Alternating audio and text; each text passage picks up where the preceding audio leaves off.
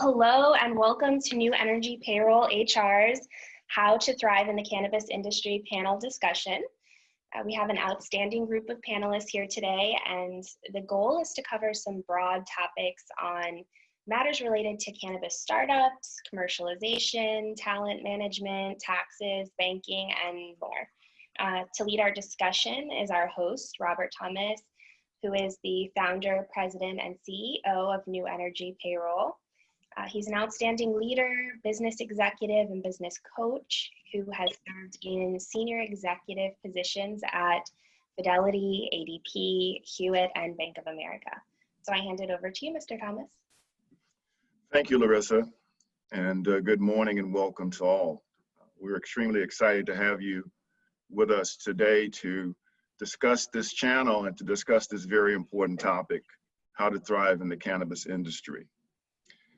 We've assembled a 7-panel discussion group of leaders. We feel that the selection of panelists is very robust and will lead us toward a very good discussion. And on that front, joining me to share their respective thoughts and practices, I'd like to introduce our panelists, starting first with Susan Hwang. Through Gloria Govan, I met Susan, I think it was in May, and she really inspired us to take a very strong look at this particular industry. And she's been in the background, I'm sure, sending us a sense of urgency to bring us together to begin this talk. And so to give you a bit more about Susan's background, she's CEO and Class A member of Jamestown Center Incorporated, a corporation comprised of 14 Arizona facilities. I'd like to say that Susan definitely is a cannabis industry insider. So Susan, welcome and to this panel. Also, although I don't see him right now, is Chris Hansen, entrepreneur, and has started a cannabis business. And we thought inviting and adding him to the panel would prove to be extremely beneficial on his maiden voyage into this industry. Also joining us is Cynthia Barnes, who is a general market CPA specializing in audits, franchising, and economic development. Gloria Govan, and again, Gloria, thank you so much for connecting us with Susan. And Gloria's background as a licensed industry specialist is really an enthusiast, and also provided some inspiration to us to really bring together a group of people to really talk about this exciting industry and how we might serve that industry. Jason Burke is a CPA based out of California, focused on tax and compliance, and has connected us with Chris Hansen. And so we're very excited about hearing from Jason. And last but certainly not least, through a referral from Susan, is Danielle Hernandez, commercial insurance and risk specialist in the cannabis industry. And we also like to have among us, where the rubber really meets the road, is an accountant in the industry, and that's Ashley Hendrick. So she'll help us lead discussions around that. So welcome all. As a robust panel. I'm a stickler for time, so I'll try and start and end with respect to your calendars. I see that also Julio Galvin is on the Zoom session here. Julio is our sales director and has responsibility for this particular channel for our organization. So Julio, welcome.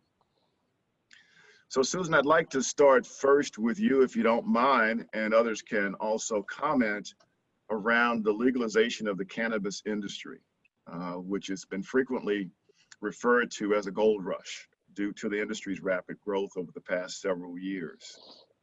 With such fierce competition, it appears in the financial markets and then certainly in the operational markets. Susan, what do you think the biggest factors are when determining who's going to succeed, who's going to evolve and be one of the top competitors in the industry? Can you share with us, please?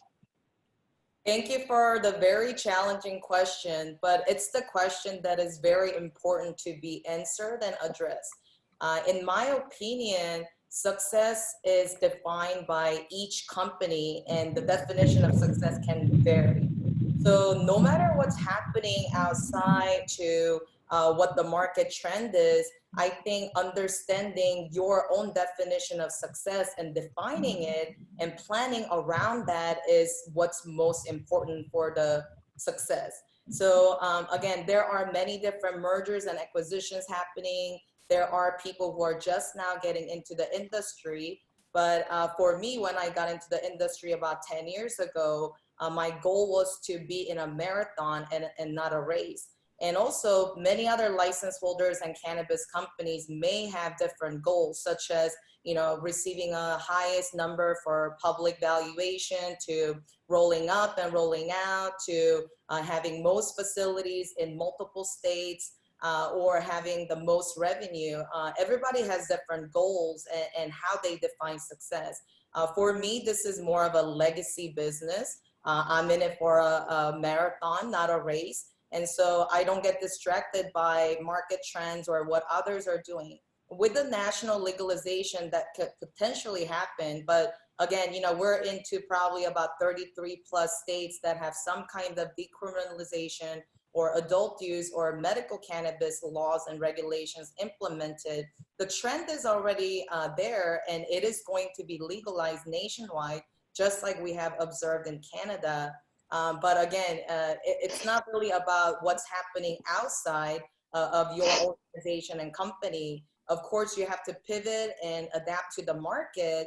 But once you define what your goal is, I think it helps the company and businesses to stay focused and achieve the goals and success that you have defined. So again, it is a difficult question to answer, but I think knowing what your intention and what you want to attain in the industry is a key to the success.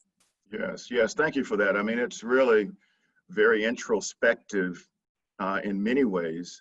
And so you mentioned the marathon versus a sprint. I'm trying to convince my investors that it's a marathon and not a sprint, but the doors they knock on it every day saying, how is business? So can appreciate that one aspect of your perspective on the industry. And talking about industries, in my industry of employer services, there are many human competencies we look for. We look for an orientation to driving results, collaboration, alignment, transparency, certainly with a customer focus and many other traits. I'm assuming those are very similar to really the cannabis industry as well. So Susan, if we can kind of stay on that path, given your vast experience in the industry, you know, have you noticed any common traits in people that are more important than others to really chase down this quite robust industry? Yes, this industry is very robust and ever changing. You wake up and there are different rules and regulations that are applying, and staying compliant is very important to our industry.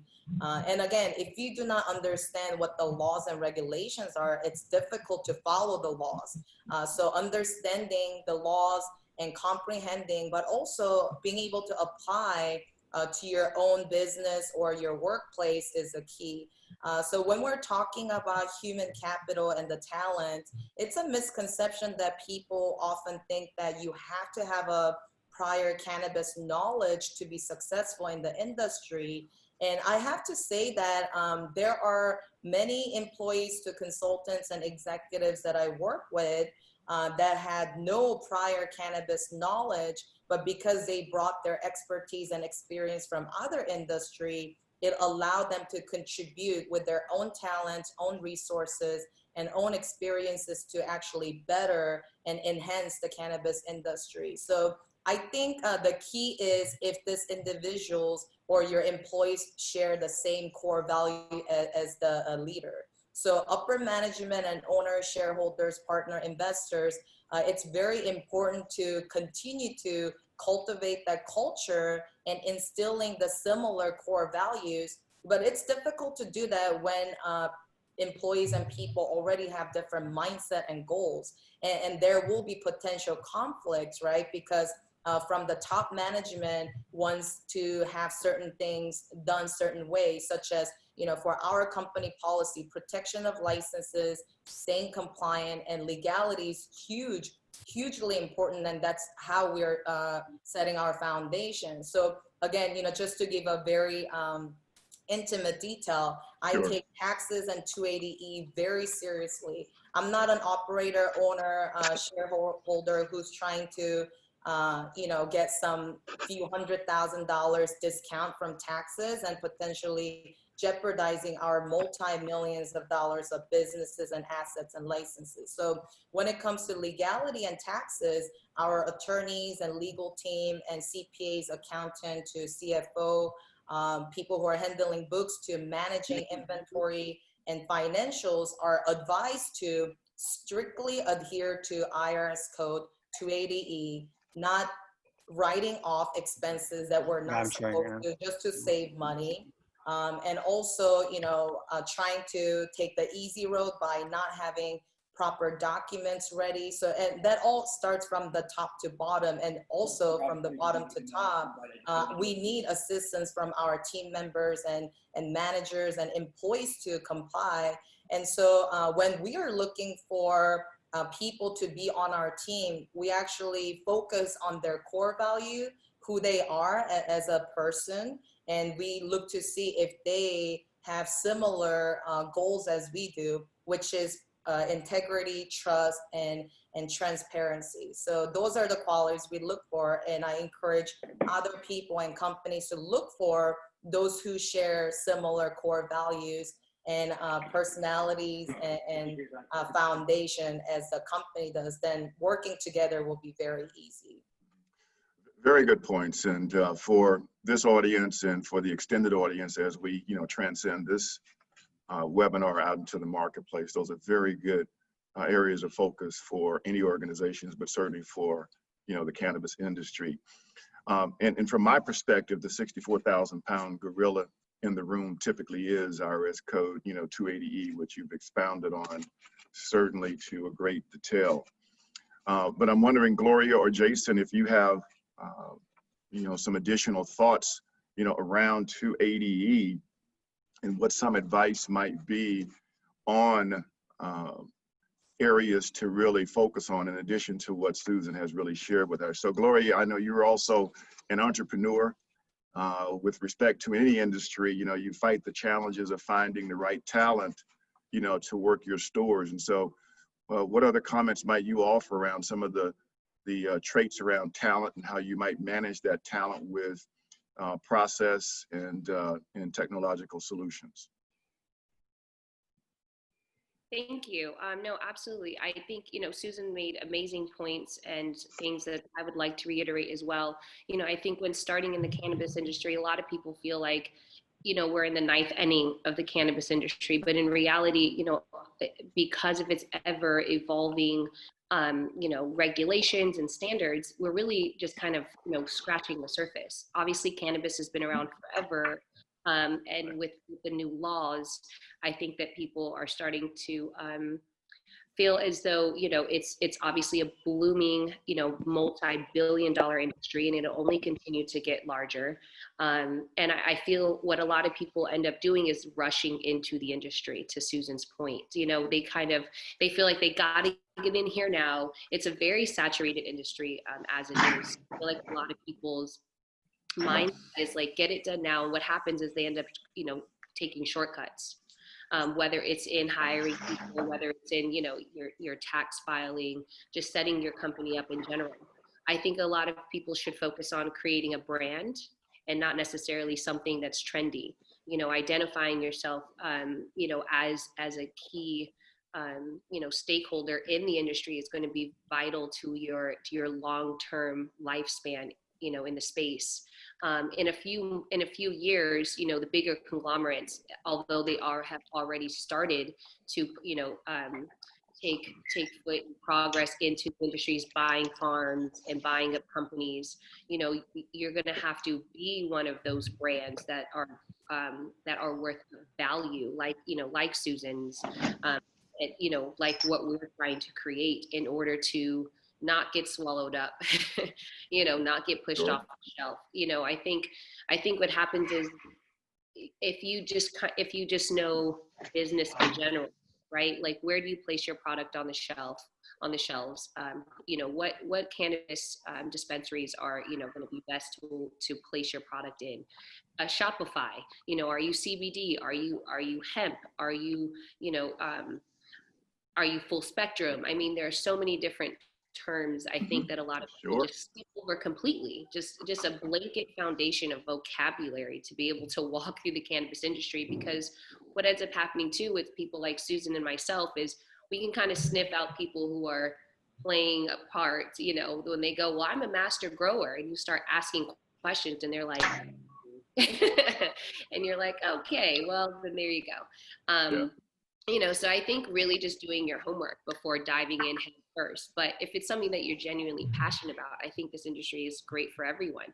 You know, I got into the industry because of my mom and her breast cancer, you know, and it just spiraled into a passion of myself and being an entrepreneur, taking what I was not at all in any way a user or familiar with cannabis, but like to Susan's point, I just took my background in business and entrepreneurship in general and applied it to cannabis, you know, and then I kind of, you know, reevaluated how to approach cannabis given what I already, you know, knew. And that was really helpful as well. So I would encourage anybody to get in the industry. I don't want to discourage anyone, but I think just take your time and knowing that you don't necessarily have to rush. And what ends up happening is that you lose a lot of money, a lot of time, and you don't identify yourself as a brand, which is really important here. That's really the only way, you know, you're going to stand out and you're going to last in such a robust space. Yeah, well, thank you for those insights. Very complimentary to the strategies that Susan has introduced, and then the application, Gloria, that you've just shared with us of those strategies. And I'd like to hear from Jason. If Jason, you want to chime in, I see that you're logged on. I don't see a picture, so if you're there, Jason, you know, welcome again. Good to hear your voice again, even though it's a chuckle. I recognize it. So, what are your thoughts on so far what Susan and Gloria has shared with us? No, I think the idea behind really building a brand is really kind of priceless information. I think in this industry, actually having a brand, having a product line that is recognized, not just maybe at your dispensary or at your location, but really being able to have something that people recognize by name, I think becomes very important. I think the other topics that Susan was talking about is really getting into I would say the tax side, or that hurdle is difficult, and there's a lot of room, I guess, for people to, because it's expensive on the tax side to be in this industry right now, that I'm really curious to see what happens, or I'd love to see what happens with the Harborside case, which is, you know, just going to change the industry just immensely. The barrier for entry right now is difficult, and I think even with that you have a bunch of people jumping in because they're intrigued by it, and not realizing that there is a 60% tax cost at under today's rules. And I think that challenge alone is going to be difficult for most business owners or entrepreneurs that get into this industry, not realizing that you can't deduct salaries and wages for your retail, you know, or you can't get into some of those costs are not deductible. I think creates a whole different challenge for an entrepreneur that you don't see in any other industry. Very good. I mean, you've began to address the area that I wanted to go into next, and what are some of the biggest obstacles, you know, facing the startups and the entrepreneurs. And I'm not sure if Chris, you know, is on. but I see Craig. So Craig, I'd like to toss that one to you. You've heard the sentiments of Jason, whom you know well, and Gloria's pragmatic experience with the workforce, but the combination of what she and Susan have shared around, the talent and finding the right people to align to the direction that you said is extremely important. Now that you've started your business, what are some of the obstacles that you face? If you could share, with our audience and with us, how are you going to deal with those obstacles? I jumped in a little bit late here, so forgive me, but listening to Jason and I have been talking about this on a superficial level at this point. Our doors are not open as of yet. Our doors will be open sometime beginning of August. So a lot of those questions I can't answer as of yet. But again, to Jason's points, I mean, the biggest hurdle for us is going to be the tax side of things. You have the day-to-day operational taxes, you have the cultivation side taxes, you have the excise taxes, you have the permit, just yearly license fees. Between fees and taxes, I mean, I even think it's higher than Jason's 60%. So it's going to take a lot of work on the lobbying side to get this into a world that makes sense for entrepreneurs and for business owners, because at this point, the black market is still so big, it's hard to compete with. Doing it right it's actually pretty dumb. You're better off doing it illegally. Yeah. Sure. Badly. But yeah, so again, I don't know a lot of the ins and outs. I defer all my questions to Jason, so I would, Yeah.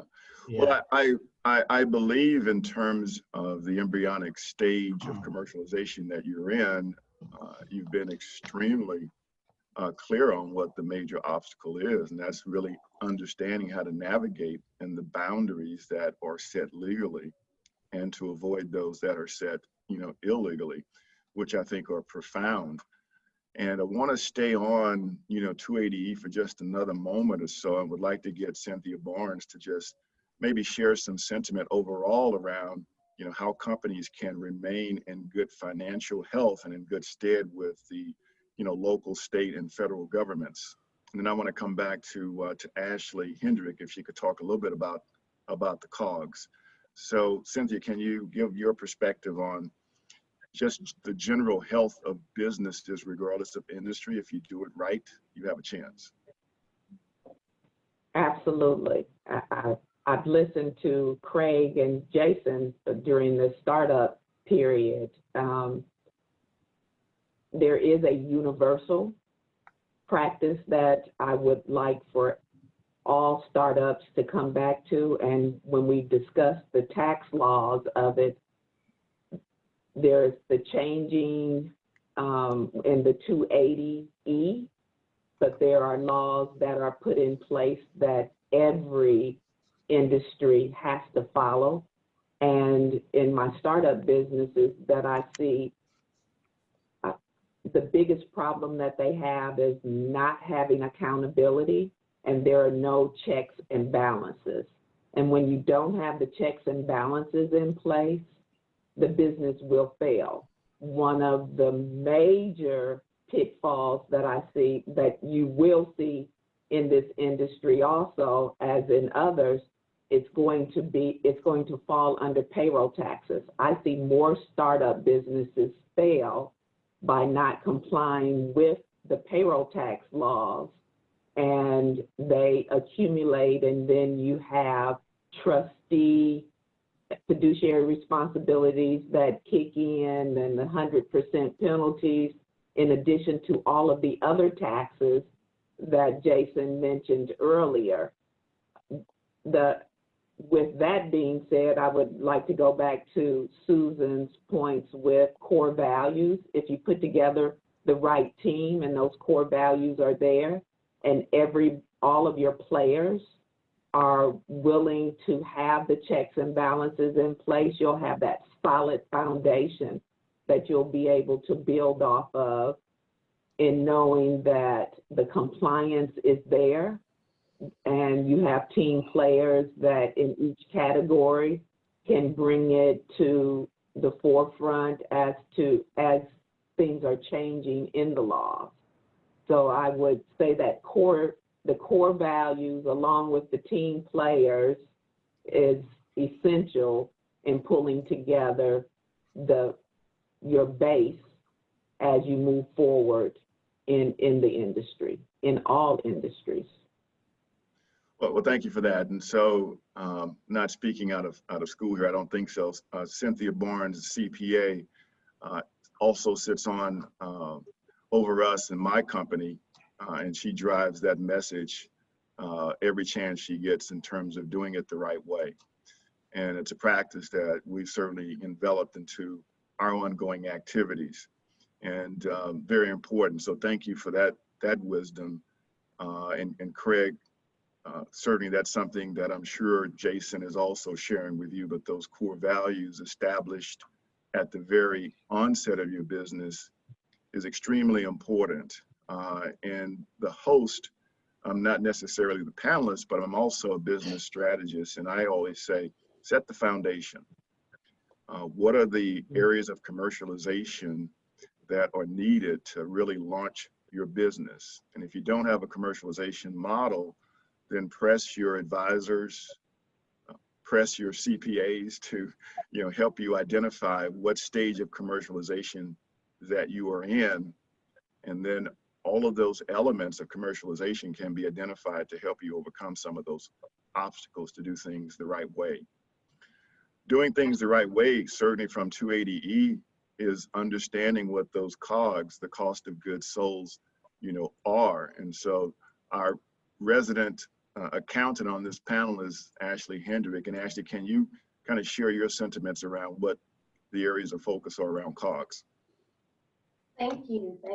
And I would just like to piggyback off of Ms. Cynthia and Susan and everyone else and just say, in addition to having that good foundation and that good team, you also want to be extremely strategic and transparent.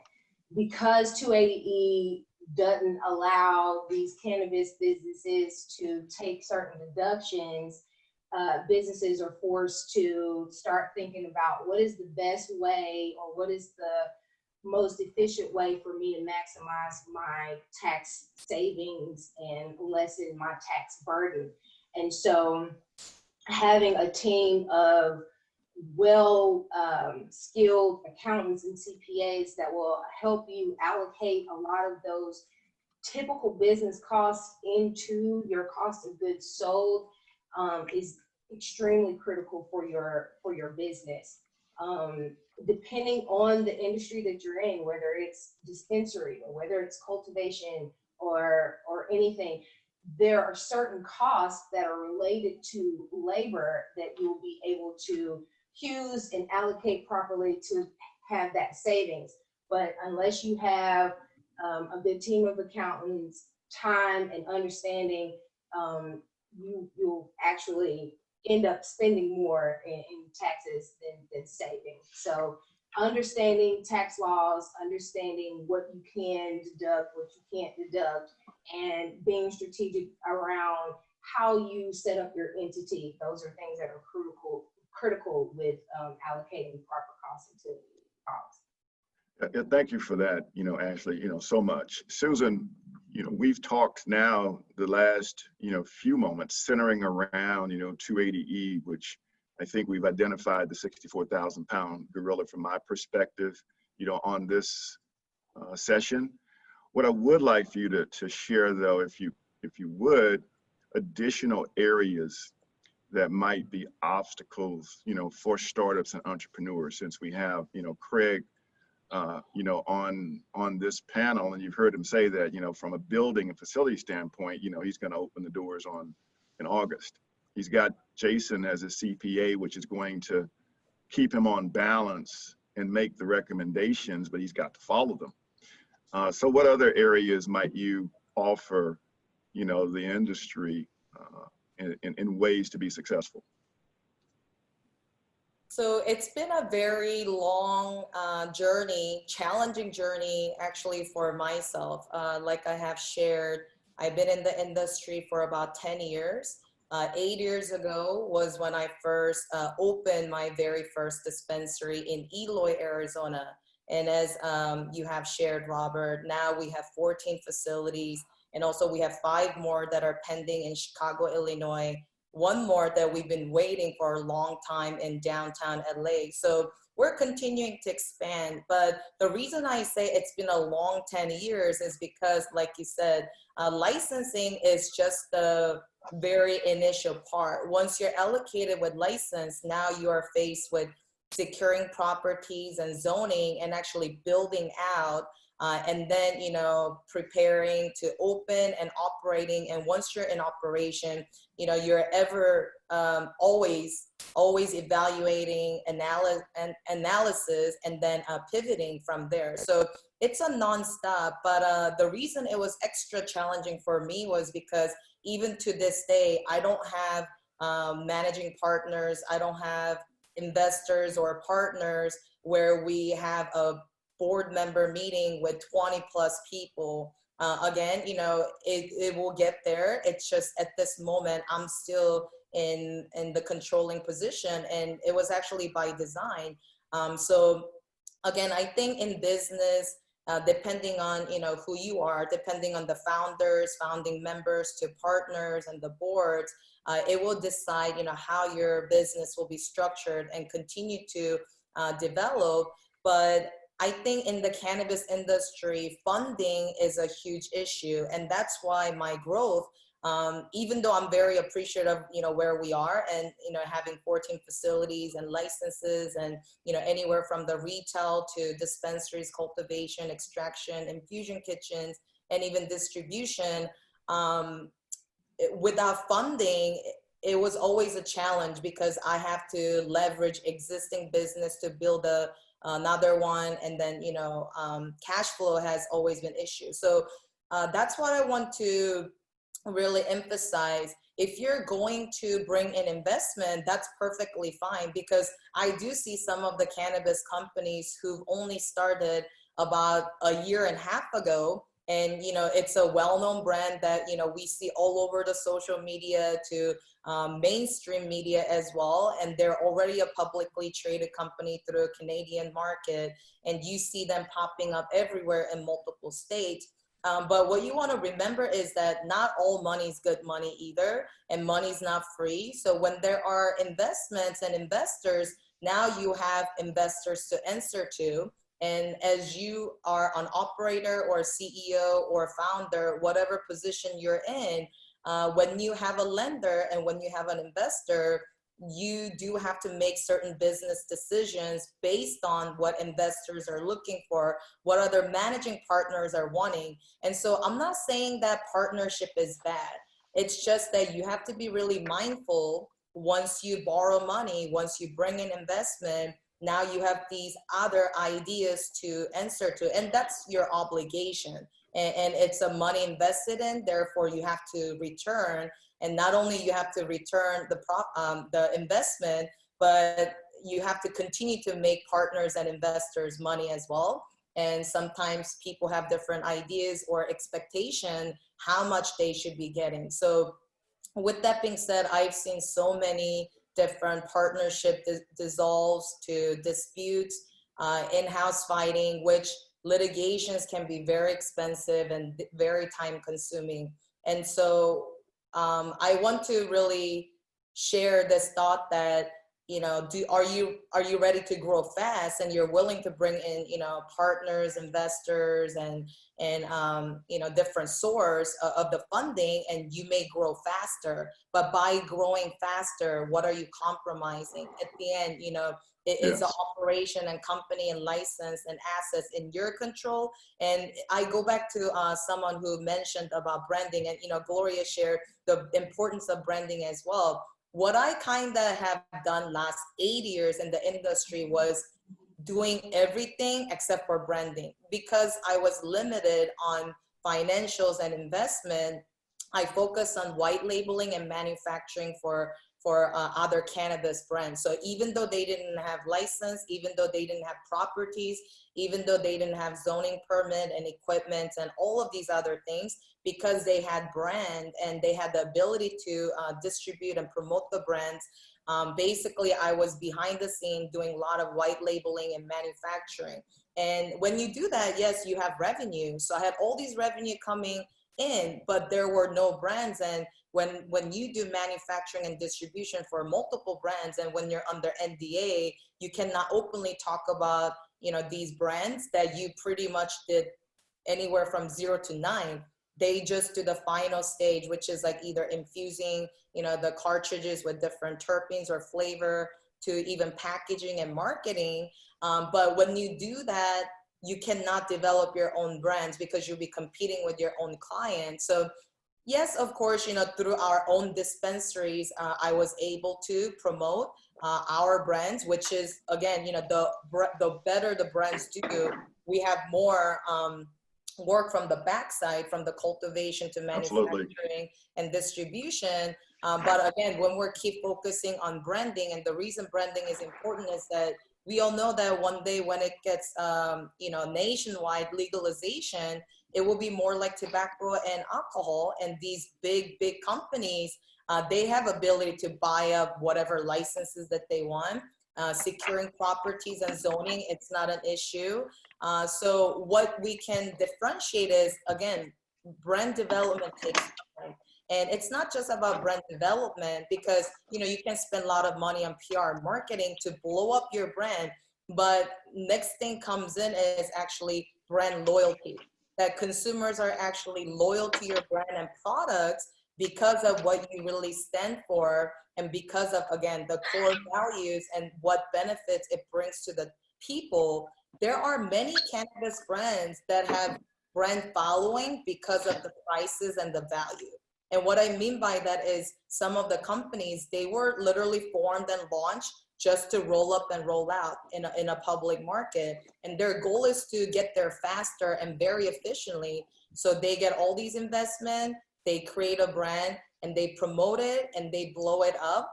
But what they're lacking is the brand loyalty, meaning because of advertisement, because of the competitive pricing, consumers were really into this brand.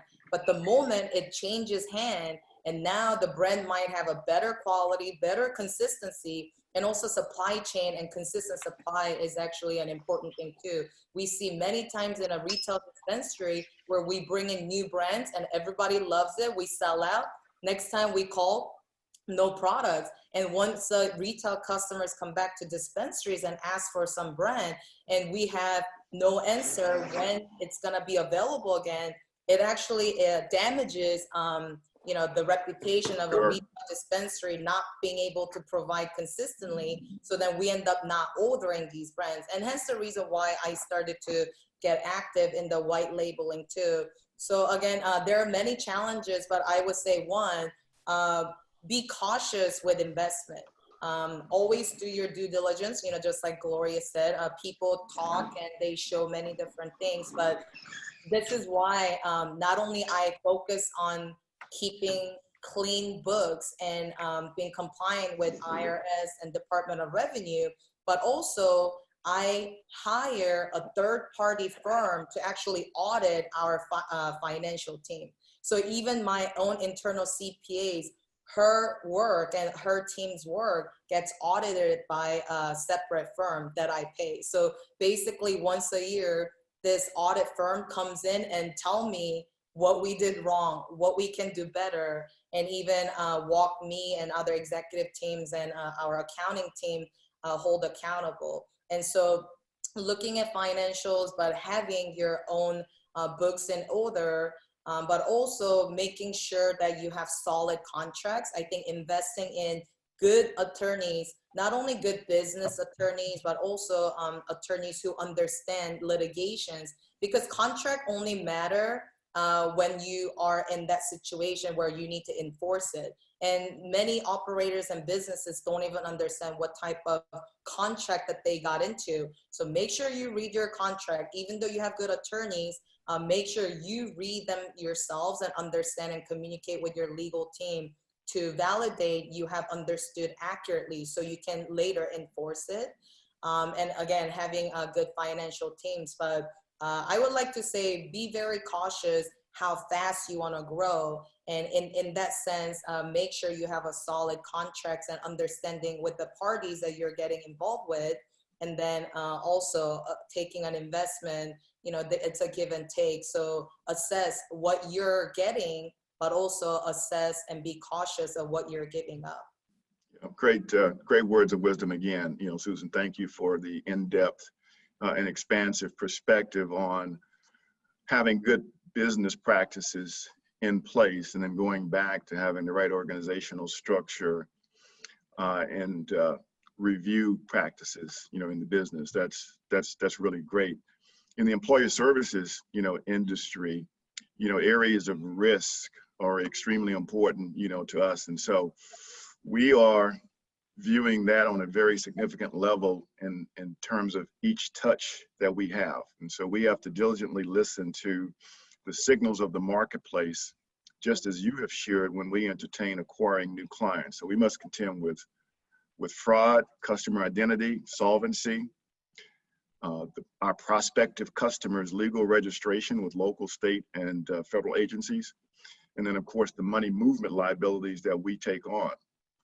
And in my view, relative to, as you say, whom you're going to partner with, it is extremely important as we view a prospective customer that we get a sense that they are also a good practicing customer inwardly, that they do embrace, you know, what's right. And so we're very excited about, you know, Craig joining, you know, our customer base, knowing that he's got Jason in the background to help him with his best practices and developing those practices.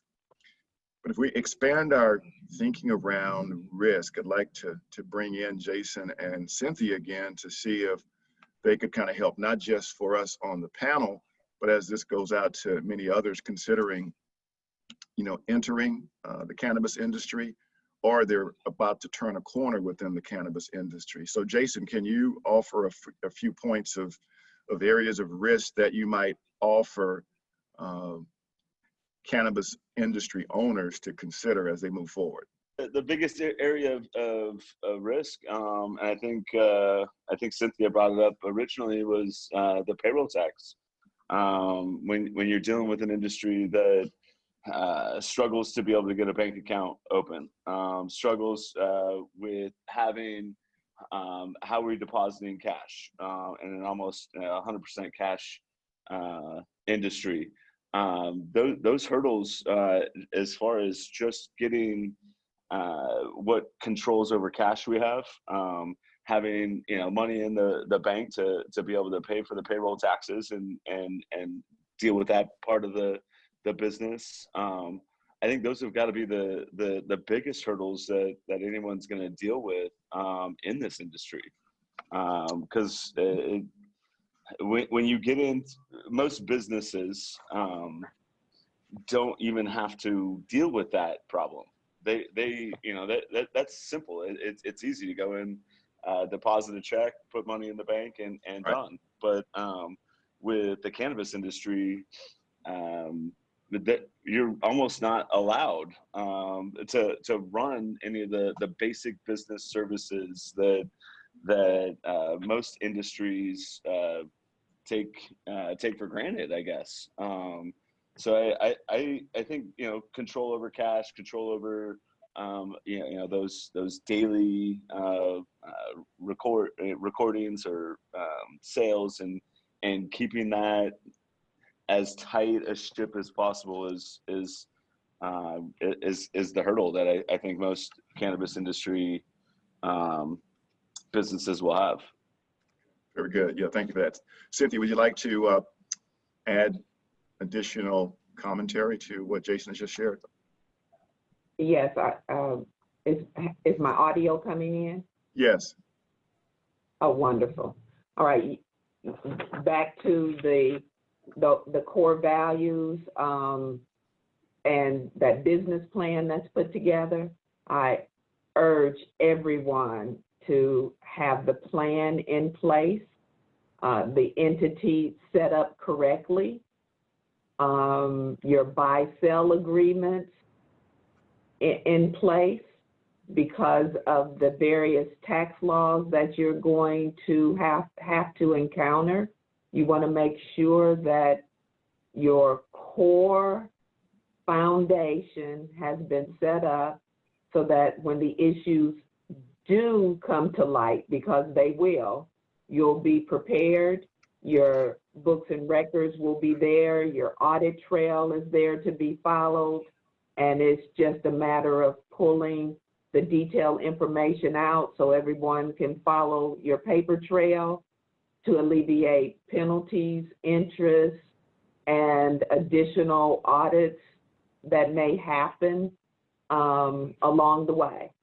So I urge, at this point, I would urge that everybody in the industry make sure that your checks and balances and the team players are strong team players and able to come together during those obstacles.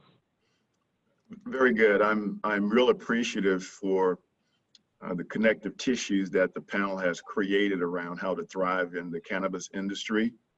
We're out of time, but before leaving, the session, I would like if Ashley could give our panelists and/or those considering that we'll see this later, startup checklist.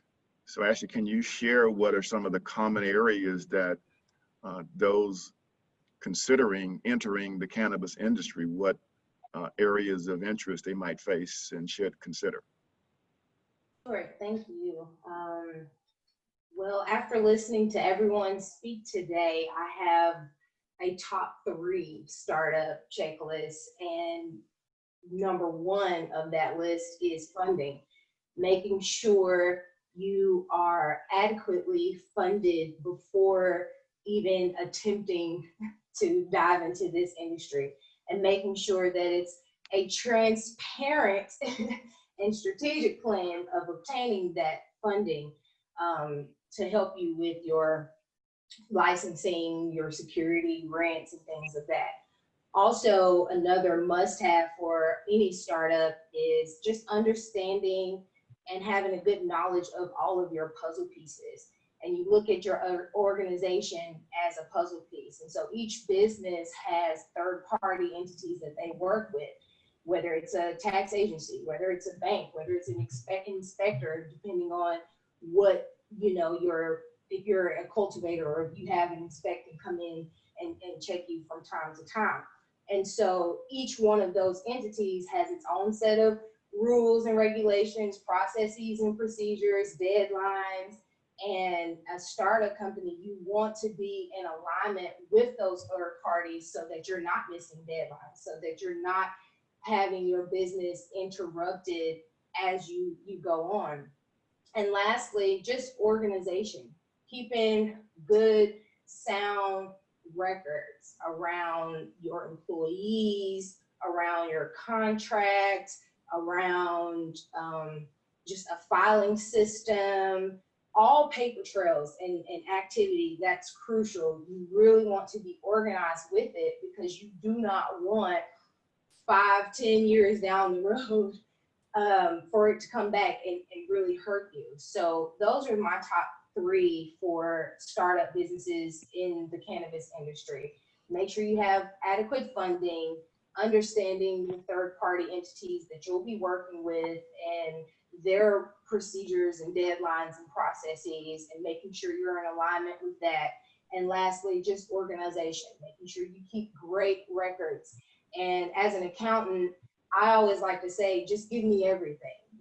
I don't care if it was a receipt for coffee, just give it to me. And if you have all of your records in a shoebox, perfect. But you really want to keep a great organization. Great. Hopefully our viewing audience, listening audience will find that extremely helpful. There are a couple of things that resonate well with me and I would like to share before we sign off, and like for Susan and Gloria to have the last parting shots, if you will. So what I heard from Susan is and I'm paraphrasing you, Susan, is that one of the really big and important things is to have the right capital financial structure in place. So what is your debt to equity, composition, and is that well understood by yourself and then by your team? So that's number one. Two, it's all about the people, whether the people are in your organization or the people that you're dealing with in the third parties that Ashley just referenced to. So that core talent and how you're going to manage and record keep that core talent, is extremely important. And then the areas of risk that Jason and Cynthia, really commented on is that how do you risk mitigate and alleviate risk as it relates to this industry from leaking into your profitable business, as you really move forward across your line of commercialization. So those are three areas that have really resonated well with me, and I'd like to thank all of our panelists, but certainly, our industry insider, that's, Susan, and Gloria, our industry specialist that has carried a license, and you heard her story. So Gloria, why don't we, if you're there, Gloria, why don't you offer a couple of parting shots, and then Susan will hand it off to you, and then we'll toss it back to Larissa. Awesome. Yeah, no, thank you, Robert. And thank you for the opportunity to be on the panel. I'm always excited, to help educate anybody who's really interested. I think education is a key component that people miss out on really focusing on, is really educating themselves on the industry. Although cannabis itself should be viewed as a business, because that's what it essentially is a business, and identifying, culture, your team, and team is very important. I mean, Susan and I can talk about the turnover of employees, forever, and the trust and some of the, risk factors of just people stealing from you, the loyalty, and like she said, even just taking a third party to audit not only yourself but your company, because mitigating the risk for purchase from a conglomerate is huge. You don't want to, be offered as, to be your company or your brand to be purchased and then realize that you owe $450,000 in taxes, right? And you're like, yes, so that, really just staying on top of, your employees, staying on top of your taxes, and funding is a huge part of it. And, to Susan's point, there are many strings attached to funding, especially in cannabis. And I think a lot of people have unrealistic expectations just based off of kind of like these, like 1 in a million, purchases. They're like, oh, if we get into cannabis, we could be purchased by, X, Y, and Z for $1 gajillion. And you're like, no, that's cute. But those are kind of those 1 in a million. I think take your time, and scaling is huge. A lot of people, to everyone's point, they want to sprint to the finish line, assuming that this business is going to shut down. Like the cannabis space is just going to shut down and no one's ever going to be allowed in it. And that's not the case at all. If you are getting into the space now and you're new, it's okay to take your time and do things correctly. You don't have to feel like you have to make shortcuts and hire the wrong people or listen to, or not you do your due diligence on those who you are taking advice from, which could lead you down to a path, or the wrong path rather. So I would just suggest take your time, really just do your due diligence. Why are you in the space? I think a lot of people are in it because it's it's the green rush, rather than their genuine interest, their genuine passion. You can hear Susan's passion in what she does. yes, And, and that's huge. And that's why she's been so, powerful. And that's why she is in a position she is in today.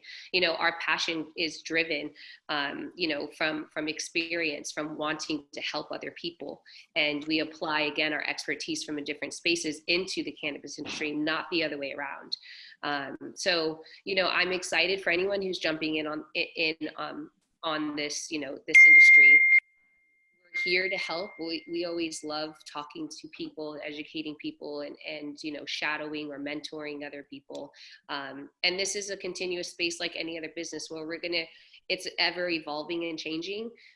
So, you have to although you have to have your running shoes on, just know that you don't necessarily have to be sprinting, because we're all changing to the new regulations and laws, and those will be, to, I believe it was Craig's point, the Harborside case is going to be huge for the entire industry. It could change overnight, coronavirus has changed the industry overnight. Yes. So, so yeah, you have to be fluid. And so, yes. Very good. Very good. Thank you. Thank you so very much, Gloria. Really appreciate that. Susan, take us to the finish line. Hey, let's go, Susan. Amen, sister. I just was keep nodding, and again, I appreciate Gloria. I actually respect her as a businesswoman too, and many people who joined the call. I look forward to getting to know all of you. It is amazing that NU Energy Payroll HR company is doing this, not only for your clients, but for people who are looking into the cannabis industry. Like I have shared, about 10 years ago, I was getting into pharmaceutical industry because my education backgrounds are in biochemistry and microbiology. But when I heard about Prop 203 and Arizona Medical Marijuana Act, instead of getting into pharmaceutical industry, I knew in my heart that cannabis is medicine and that this will be new pharmaceutical industry, actually spelled with FARM, farm, pharmaceutical. So again, industry is still young. It's only been 10 years here in Arizona, and it's been longer in California, Colorado, and other states, but it's still very, very young. And I would like to encourage everyone to think about prohibition and how alcohol industry started. Even though people are just saying that they use cannabis for recreational purpose and other purpose, when you talk with people in depth, cannabis actually is medicine, not only for your body, but for your soul and spirit as well. So as long as you define why, find your why, no matter what you're doing, not just cannabis industry, but if you're starting a company, be blunt, be honest with yourself. If your goal is to actually make revenue and profit as soon as you can, and you sell your company, that's okay too. But once you actually face the reality and really dig deep to find out what you're wanting, I think it's going to help you to get wherever you want faster and more efficiently too.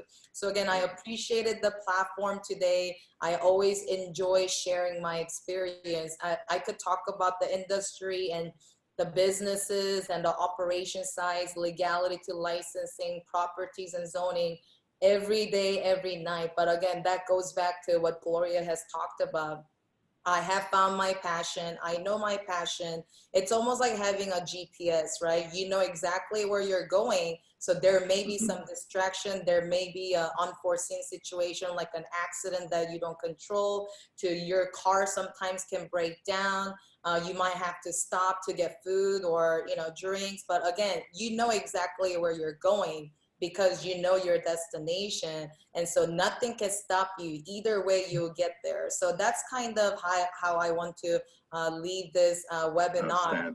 Knowing who you are, defining where you're going, and being okay with your goal. And with female entrepreneurs and leaders, we struggle with this all the time. And even me, every day I have to be mindful and intentional that, one, it's okay to talk about money. Two, it's not a crime to have a lot of money and make a lot of money, as long as you pay taxes and you're in compliance and you're abiding by local laws and federal rules and regulations.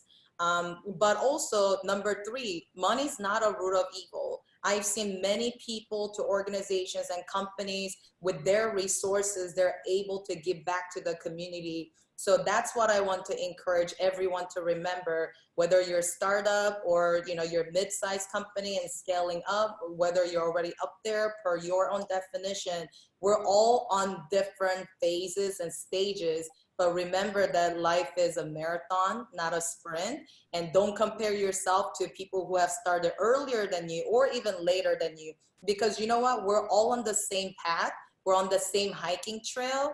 But sometimes, some people go faster in the beginning and they slow down in the back. To some people may seem like they're struggling in the beginning, but oftentimes they're the ones who make it to the top and the finish. But again, to the top to finish, we don't know where it leads to. Don't ever compare yourself to other people, but be in your own race and be in your own game and compete with yourself. Then you will always grow. You'll always be better. And if you're not doing something right. So then to change it, do something about it. Dreams are just dreams and they're imaginary. Once you plan, plot, and put them into action, you'll find that your dreams become reality. So I look forward to meeting all future millionaires, billionaires, trillionaires, who are going to be in this industry, and especially for minorities and women being in this industry. I want to be connected and encourage everyone so that all of you can be better and more efficient than I have done. So learn from my mistakes, and I'm here to share with you whatever you ask me of. Outstanding. Well, there you have it, folks. Again, thank you all so very much for joining New Energy Payroll and HR, for this very important webinar.